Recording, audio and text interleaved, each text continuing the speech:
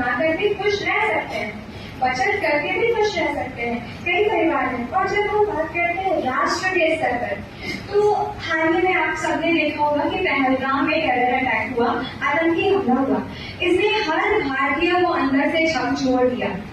पर इसके परिणाम स्वरूप जब इसके जवाबी प्रतिक्रिया में जब भारत की ओर से ऑपरेशन सिंदूर किया गया, तो हमारा सीना गर्व से चौड़ा हो गया। पर क्या ये ऑपरेशन सिंदूर पॉसिबल था? ये हम कर सकते थे अगर हमारा देश कर्ज में डूबा रहता, अगर हमारे देश ने बचत नहीं की होती और हमारा देश एक दूसरे देशों पर मजबूर होता उनके आगे हाथ पसारने के लिए, क्या हम तब ऑपरेशन सिंदूर को अंजाम दे सकते थे?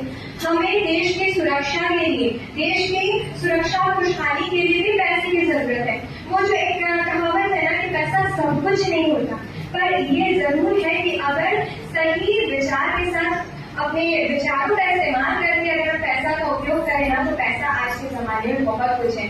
हमारे लिए पैसा जरूरी है।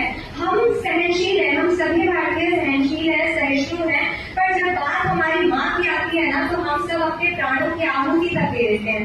और भारत सिर्फ एक देश नहीं है, भारत हमारे लिए माँ है।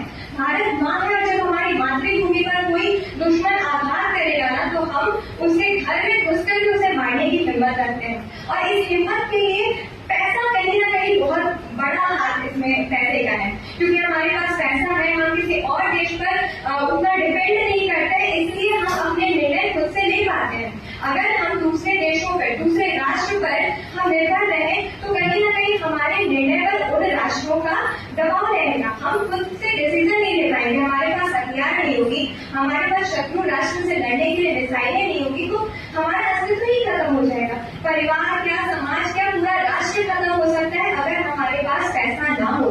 तो एक परिवार के लिए, एक समाज के लिए, एक राष्ट्र के लिए और फिर एक विश्व की खुशहाली प्रगति के लिए पैसा बहुत जरूरी है। अब हमारे दिमाग में ये प्रश्न आ सकता है अनायास ही कि ये कहना तो बहुत आसान है ना, नियम लेना बहुत आसान है, कोई भी नियम दे देगा कि हाँ कम खर्च करो, अपव्यय करो।